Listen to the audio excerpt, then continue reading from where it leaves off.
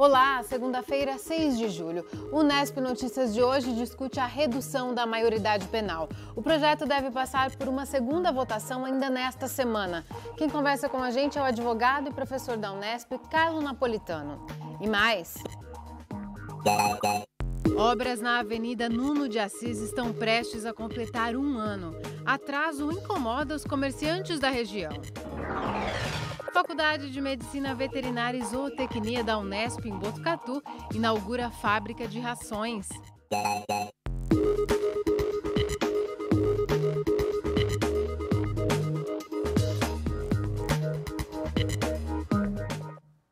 A gente começa esta edição falando dos transtornos na Avenida Nuno de Assis, aqui em Bauru. As obras no local vão completar um ano no mês que vem. O DAE está fazendo a implantação de interceptores de esgoto às margens do rio Bauru e do córrego Água Comprida. A previsão de conclusão era abril, 3 meses atrás. A demora incomoda os comerciantes da região. Trânsito complicado, maquinário espalhado em vários pontos da via. Trechos interrompidos que causam dificuldade de acesso aos pontos comerciais, sujeira e muito barulho. Esses são alguns dos transtornos apontados por comerciantes na Avenida Nuno de Assis. Tiago tem um ponto no local há 3 anos. Ele considera importante o trabalho feito nas margens do rio Bauru, mas as obras têm atrapalhado o acesso de caminhões no pátio da empresa e dificulta a carga e descarga de mercadorias. Causa todo transtorno inerente à obra, poeira, barulho e tal, mas o que principal é a restrição do acesso à loja pelos clientes, né?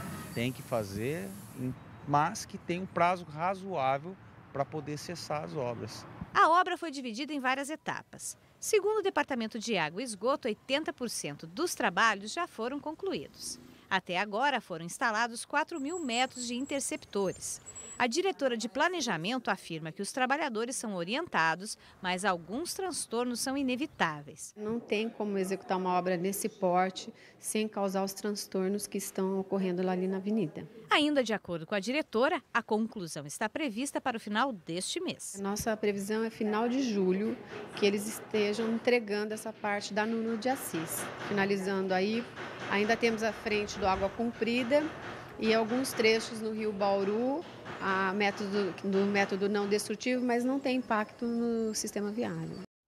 A assessoria de imprensa do DAE confirma que o serviço de instalação dos interceptores está na reta final. Após esse trabalho, eles serão ligados à rede de esgoto para que o pavimento provisório dê lugar ao definitivo. A expectativa da autarquia é de que a pavimentação final seja iniciada ainda neste mês. Até amanhã deve começar o recapeamento provisório da margem esquerda da Nuno.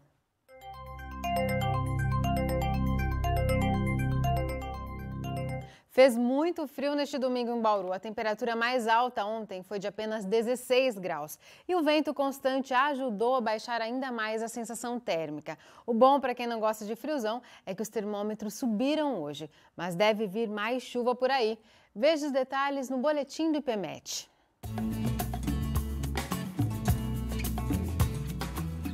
A previsão do tempo para essa semana em Bauru, no estado de São Paulo, é de tempo instável a partir desta tarde dessa segunda-feira, a partir das regiões oeste e noroeste do estado de São Paulo.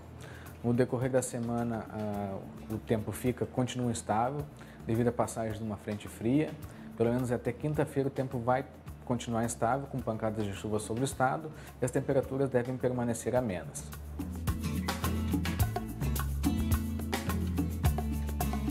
No início desse mês de julho, nós começamos com chuvas devido à passagem do sistema frontal, que já superaram a média do mês de julho do ano passado, mas ainda não chegou na média climatológica, que fica em torno de 40 milímetros.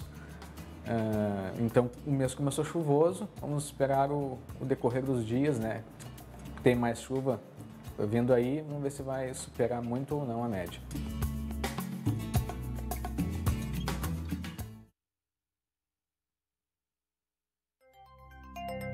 Agora à tarde já chove no extremo oeste do estado de São Paulo.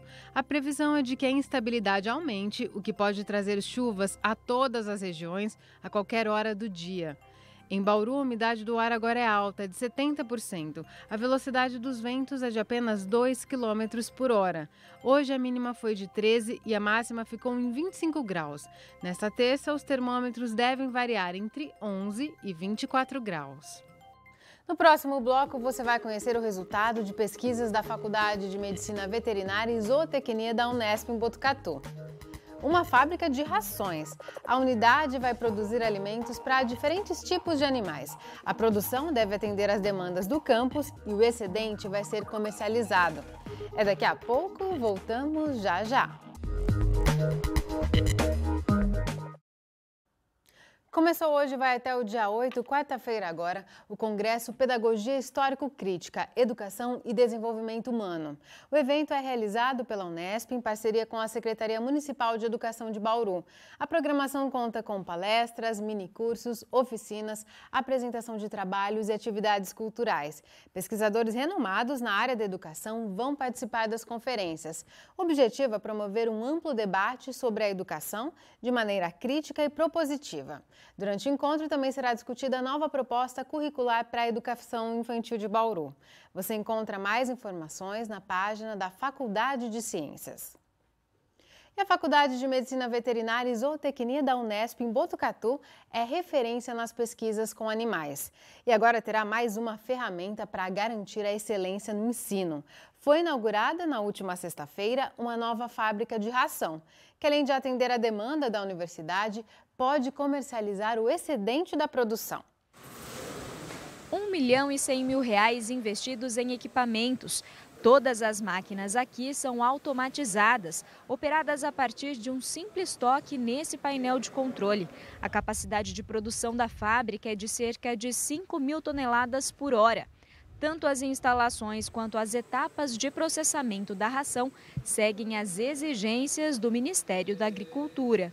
Hoje a fábrica nova tem condição de trazer boas práticas de fabricação dentro do que o Ministério exige.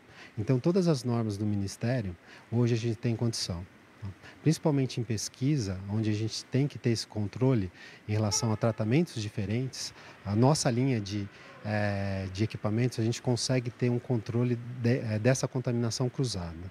Por todas essas características, além de atender a demanda da universidade, a produção poderá ser comercializada. Até então a gente só podia produzir para dentro da nossa fazenda, para dentro da nossa universidade. Hoje a gente tem condição de toda a produção excedente comercializar junto à comunidade. A pequenos produtores, nessa linha de PET, é uma forma de atender até a nossa comunidade com uma ração de qualidade, com um preço acessível. E para isso a gente precisava ter as normas do Ministério e a gente tem que estar credenciado junto a ele.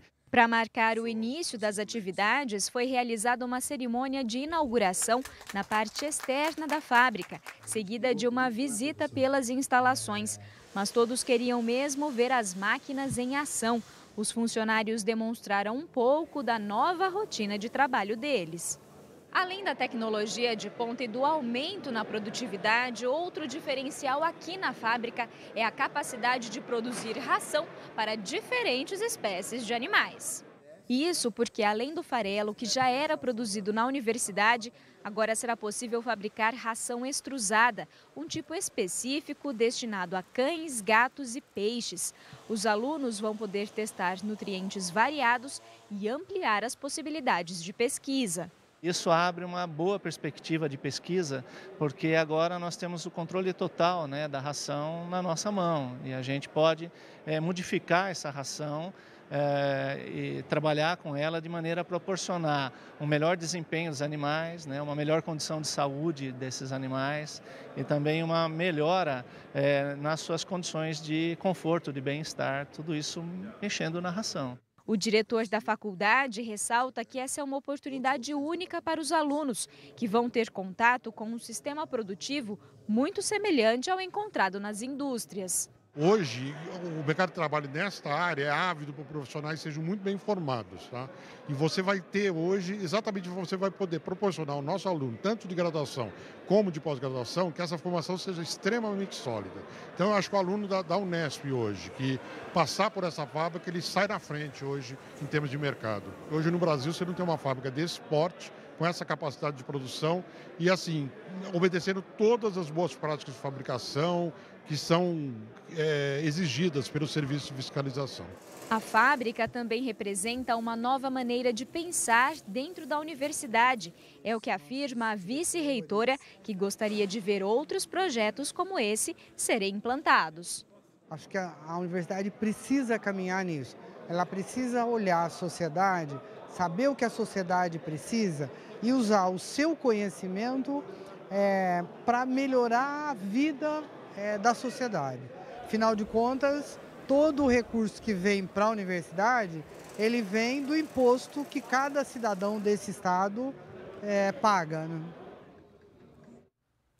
A Secretaria Municipal de Saúde confirmou agora há pouco mais 350 novos casos de dengue em Bauru. Agora a cidade já contabiliza neste ano 6.060 pessoas infectadas, com 5 mortes. A Divisão de Vigilância Sanitária pede que a população redobre os cuidados para acabar com os criadouros do mosquito transmissor. No próximo bloco, o assunto é a redução da maioridade penal de 18 para 16 anos. O advogado e professor da Unesp, Carlos Napolitano, analisa a forma como a mudança foi aprovada em primeira votação no Congresso e as consequências se ela for mesmo confirmada. Continue com a gente que o intervalo é bem rápido.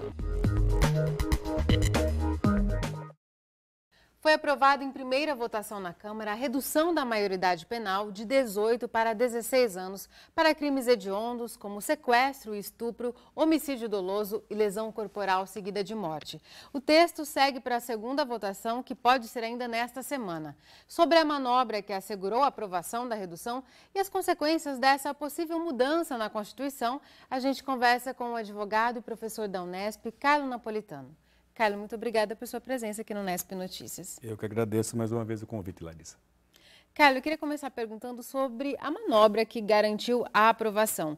No dia anterior, esse texto foi rejeitado e no dia seguinte ele foi aprovado com algumas alterações. A própria Ordem dos Advogados do Brasil, a OAB, e alguns deputados contrários a essa mudança, eles questionaram como eles consideraram ilegal essa manobra. O que a Constituição diz sobre esse tipo de situação? Então, quando se trata da tramitação dos projetos de emenda à Constituição, o artigo 60, parágrafo 5º do texto constitucional, prevê que a matéria rejeitada ou prejudicada numa sessão legislativa não pode ser reapreciada na mesma sessão legislativa. O que é a sessão legislativa? É o ano, né? É o ano de trabalho do Congresso Nacional. Então, para esses deputados que foram derrotados nessa segunda votação e para a OAB, a Ordem dos Advogados do Brasil, há o entendimento de que essa matéria já tinha sido reprovada na quarta-feira. E essa segunda votação que ocorreu na quinta não poderia ter acontecido. Então, eles estão se apegando a esse texto da Constituição, ao artigo 60, que trata do processo de tramitação das emendas à Constituição, e especificamente nessa questão que matéria rejeitada não pode ser rediscutida pelo Congresso Nacional. E o presidente da Casa, o Cunha, que fez essa votação na sequência, o que ele argumenta? Ele argumenta que era um outro assunto, né, que era uma outra matéria, não é? Que havia um rol de crimes sujeitos a essa redução maior do que o aprovado na quinta-feira. Na minha modesta opinião, a matéria é uma só. Né? O assunto se tratava da redução ou não da maioridade penal. Né? Então, ali é uma questão de interpretação do texto, não é? E ele interpretou de forma diversa essa minha percepção e reencaminhou. Ele tem essa prerrogativa como presidente da Casa de colocar os projetos em votação, e foi o que ele fez, sob o risco de ter essa votação anulada pelo Supremo Tribunal Federal, se for o caso. Tem uma outra questão que coloca em xeque até a apreciação desse texto, que seria de que a redução da maioridade penal é uma cláusula pétrea. E como cláusula pétrea, ela não poderia ter sido votada. Explica pra gente o que é isso. Então, o texto constitucional é um texto que se propõe ser duradouro, no entanto, não imutável. No entanto, alguns assuntos que estão previstos no texto constitucional, eles são considerados como sendo imutáveis, ou seja, eles não podem ser modificados. Essas são as cláusulas pétreas ou cláusulas petrificadas, né? São pedras ali no texto constitucional que não podem ser mudados. Isso também está no artigo 60 da Constituição Federal, dessa vez no parágrafo 4º, que fala que alguns pontos do texto constitucional não podem ser alterados. O sistema federativo, a separação de poderes, o direito ao voto direto, secreto, periódico e universal e, no inciso 4, a questão dos direitos e garantias individuais. A grande questão reside aí, se a redução ou não da maioridade penal configura um direito e uma garantia individual. Onde estão previstos os direitos e garantias individuais? Estão previstos no artigo 5º da Constituição. Tem um rol lá enorme de direitos e garantias individuais. A questão da maioridade penal não está lá. Ela está no artigo 228 da Constituição. No entanto, o artigo 5º, que trata dos direitos e garantias individuais, ele prevê no seu artigo 2º que nem só aqueles direitos previstos no artigo 5º podem ser considerados cláusulas pétreas. Numa atividade de interpretação do texto constitucional, é possível você identificar outros direitos e garantias individuais no texto.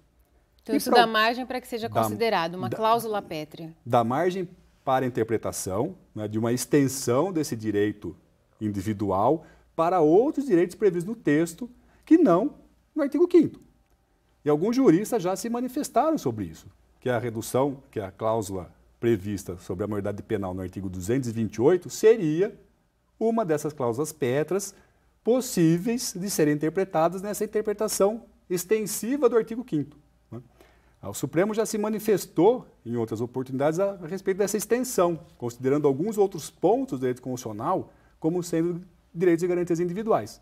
Não há uma manifestação específica sobre a maioridade penal, mas há uma interpretação jurídica nesse sentido, ou seja, vários juristas de renome interpretam dessa forma. Outros, também de renome, interpretam de forma diversa, ou seja, numa interpretação mais restritiva do artigo 5º, ou seja, tentando encurtar essa questão da imutabilidade do texto. Para essa mudança ser aprovada de fato, ela tem um caminho longo para seguir, né, Carlos? Quais seriam os passos? Ela tem que ser votado 2 vezes em cada casa do Congresso Nacional. Já foi feito uma vez, né? Teria que ser votada a segunda vez, como você anunciou.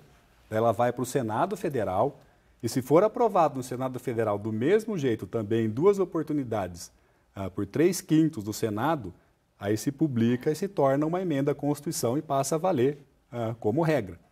Se houver mudança no Senado Federal, o texto tem que retornar para a Câmara dos Deputados para rediscussão. Ele não passa por sanção presidencial? Não. Em relação às emendas à Constituição, aos projetos de emenda à Constituição, não há essa previsão de sanção presidencial. O processo legislativo termina no Congresso Nacional e é publicado também pelo Congresso Nacional. Carlos, falando agora sobre o mérito dessa questão, muitos deputados se apoiam no fato de que a população brasileira é favorável à redução da maioridade. Pesquisas de institutos particulares dizem que até 87%, 90% da população é favorável. Mas, na sua visão, houve um debate amplo e restrito sobre esse tema para que esse argumento seja usado de que a população é favorável, por isso nós vamos alterar essa maioridade? Então, na minha impressão, o Congresso Nacional jogou com a torcida. Não é? Ele, se aproveitando desse dado numérico de que a maioria absoluta da população brasileira deseja a redução da maioridade penal, eles acabaram tomando essa decisão, mesmo aí de uma forma atabalhoada, de colocar em votação, mesmo não tendo a certeza se pode ou não. Mas eu também entendo que não houve uma discussão profunda sobre isso. Acho que a discussão foi rasa, foi superficial, até por essas questões que a gente está colocando aqui, de ser ou não uma cláusula pétrea. Talvez os próprios congressistas tivessem que ter um cuidado maior e um debate maior a respeito disso, para que o próprio parlamento pudesse fechar uma questão acerca ou não da cláusula pétrea. Não teve uma discussão entre a sociedade, não é? Não, de fato não teve. Assim, o que eu vejo como cidadão é que até houve uma campanha, não tão explícita, mas talvez velada, até dos meios de comunicação de massa, de tentar aproveitar algumas notícias que envolviam menores, praticando crimes, e aí reforçando um pouco esse anseio ou essa compreensão da população em relação à redução da maioridade penal. Caio, para a gente concluir, qual que é o princípio que está por trás da criação de uma lei? Por exemplo, no caso da redução da maioridade penal, é evitar que o menor seja o princípio final é evitar que o menor seja exposto à prática de crime, ou no caso é punir, tornar ainda mais rígida a punição a esse menor que envolve? Porque se for o primeiro caso, essa medida tem um efeito contrário, não é? Vai expô-lo ainda mais a uma carreira no crime, colocando ainda mais cedo nesse sistema prisional que a gente sabe que é falho no nosso país. A legislação penal tem duas finalidades. Uma é punir o crime cometido e uma outra é a tentativa de ressocialização do criminoso, né? Quando se pensa no menor de idade, o Estatuto da Criança e do Adolescente, ela pensa muito mais no segundo momento, que é da ressocialização, do que na punição. Tanto é que as penas são mais brandas, o cumprimento da pena é no sistema menos rigoroso, mais abrandado. Então, me parece que essa proposta ela tende muito mais a privilegiar o primeiro aspecto, que é o punitivo, e não da ressocialização, né? E pensando num jovem, né, numa criança, né, de 18 anos, 16 anos, talvez isso seja exagerado, né? Me preocupa muito uma das modalidades criminosas que está prevista ali para a redução da penalidade penal, né, que é a lesão corporal seguida de morte. A gente pode imaginar um garoto de 16, 17 anos que pega o carro do seu pai para dirigir mesmo com a anuência do pai. Se ele causar uma lesão corporal e isso for seguido de um eventual falecimento da vítima, esse jovem, essa criança, né, esse adolescente, ele pode estar sujeito à penalidade pela redução para esse caso específico. Então, acho que a sociedade não debateu isso muito bem e há um risco ali de a gente pensar muito mais na punição do que na ressocialização de um garoto, de um jovem de apenas 16, 17 anos. Caio, muito obrigada por contribuir e aprofundar essa discussão aqui no Unesp Notícias. Eu que agradeço o convite. O Unesp Notícias fica por aqui. A gente volta a se encontrar amanhã, às 5h30 da tarde, ao vivo. Tchau!